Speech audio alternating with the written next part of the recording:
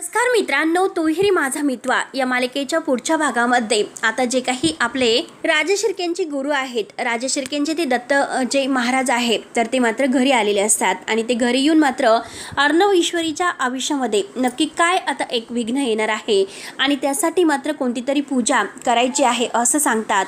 म्हणून ते घरी आलेले आहे. तर आजी विचारतात की काय झालं गुरुजी, आणि आजी म्हणते की गुरुजी काय झालं, तुम्ही तर म्हणालात की काळजीचं कारण आहे. सगळेजण एकत्र असतात तेव्हा गुरुजी सांगतात की अर्णव आणि ईश्वरी या दोघांच्या आयुष्यातील आता काही काळ खूप कठीण आहे.